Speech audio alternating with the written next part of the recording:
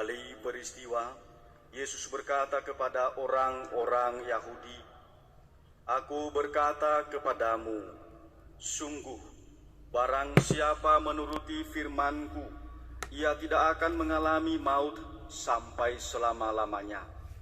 Kata orang-orang Yahudi kepada Yesus, "Sekarang kami tahu bahwa engkau kerasukan setan. Sebab Abraham telah mati, dan demikian juga nabi-nabi. Namun engkau berkata, barang siapa menuruti firman-Ku, ia tidak akan mengalami maut sampai selama-lamanya.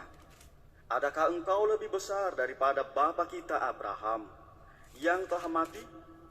Nabi-nabi pun telah mati. Dengan siapakah engkau samakan dirimu?" Jawab Yesus, "Jikalau aku memuliakan diriku sendiri, maka kemuliaanku itu sedikit pun tidak ada artinya. Bapakulah yang memuliakan aku. Tentang Dia kamu berkata, Dia adalah Allah kami, padahal kamu tidak mengenal Dia.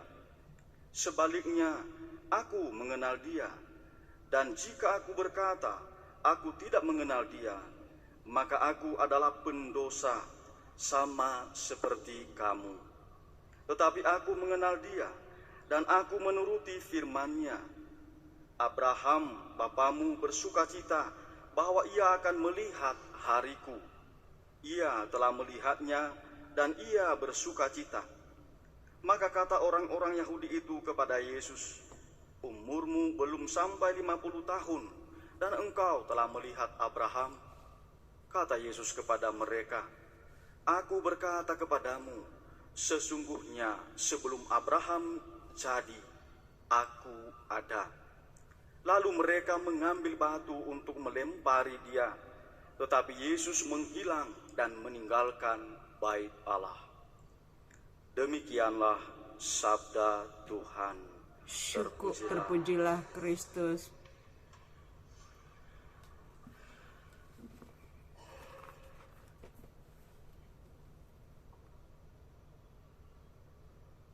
Saudara-saudari terkasih, selamat pagi. Selamat pagi, Romo. Tinggal beberapa hari lagi, masa prapaskah kita akan berakhir. Tetapi bukan berarti kita berhenti untuk bertobat. Bukan berarti kita berhenti untuk berdoa dan berbuat amal, berbuat baik kepada orang. Tapi saudara-saudariku yang terkasih, ada pertanyaan yang perlu kita renungkan. Mengapa kita memerlukan pertobatan? Untuk apa kita bertobat? Tentu saja sebagai manusia yang tidak sempurna, kita banyak salah, kita banyak dosa. Oleh karena itu kita membutuhkan belas kasihan Allah, pengampunan darinya.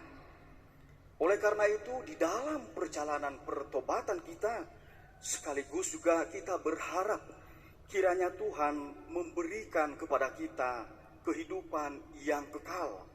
Kita tetap menjadi milik-Nya, milik Kristus. Kita tetap menjadi pengikut sejatinya.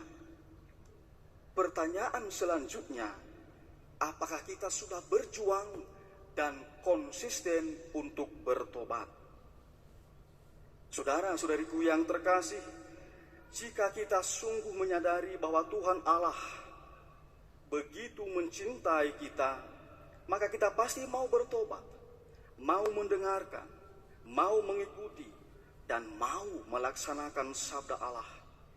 Tuhan menghendaki kita untuk memperoleh hidup yang kekal. Dalam diri Yesus, Allah mendekati manusia. Allah tidak hanya mengutus para nabi menyampaikan sabdanya, tapi Allah mengutus putranya sendiri, Yesus Kristus, kepada kita manusia yang lemah, manusia yang berdosa. Yesus itu adalah firman Allah yang telah menjadi manusia, dan firman itu adalah Allah. Kita bisa baca itu di dalam Yohanes bab 1 ayat 1. Atas dasar itu, maka sabda Yesus yang kita dengarkan di dalam Injil pada hari ini dalam Injil Yohanes bab 8 ayat 51 sampai 59 seharusnya kita dengarkan, kita ikuti, kita laksanakan. Di dalam ayat 51, Yesus bersabda, "Aku berkata kepadamu, sesungguhnya barang siapa menuruti firman-Ku, ia tidak akan mengalami maut sampai selama-lamanya." Di sini Yesus sedang berbicara mengenai kehidupan kekal. Jika kita setia menuruti firman Tuhan Yesus, maka kendati kita kelak mati secara fisik, kita tetap memperoleh kehidupan kekal, menjadi warga surga. Tapi saudara-saudariku yang terkasih, sikap orang-orang Yahudi pada zaman Yesus itu bisa menjadi sikap orang-orang yang tidak mendengarkan dan tidak menuruti sabda Tuhan Yesus. Sikap orang Yahudi bisa kita baca salah satunya di dalam ayat 52. "Sekarang kami tahu bahwa engkau kerasukan setan." Lihat saudara-saudariku, Yesus memanggil orang Yahudi untuk memperoleh hidup yang kekal. Tetapi orang Yahudi mengejek Yesus dan menolaknya dengan sangat kasar.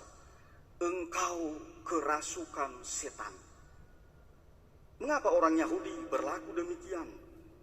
Salah satu jawabannya kita temukan di dalam Yohanes 8:53. Bahwa ternyata orang Yahudi tidak mengenal dan tidak berusaha mengenal Yesus. Itu sebabnya orang Yahudi berkata kepada Yesus, "Adakah engkau lebih besar dari bapa kita Abraham yang telah mati?" Dalam bacaan pertama di dalam kitab Kejadian bab 17 ayat 3 sampai 9, Abraham memang bapa orang beriman karena kesetiaannya menuruti firman Allah. Tetapi Abraham tidak melebihi kebesaran Yesus.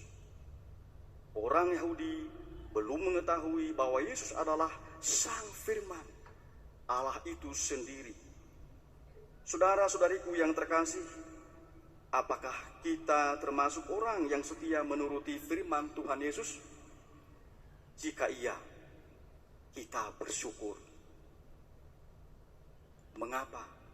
Karena atas kemurahan hati Tuhan, kita akan memperoleh kehidupan kekal. Apakah kita termasuk seperti orang Yahudi yang merendahkan dan menolak firman Tuhan?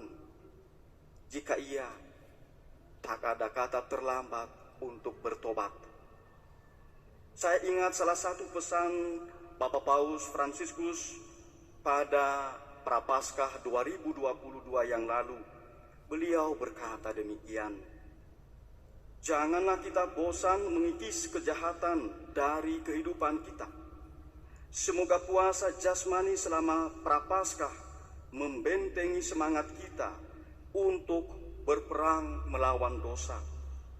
Janganlah kita bosan memohon pengampunan dalam sakramen tobat dan rekonsiliasi, karena mengetahui bahwa Tuhan tidak pernah lelah mengampuni kita." Tuhan memberkati kita semua. Amin.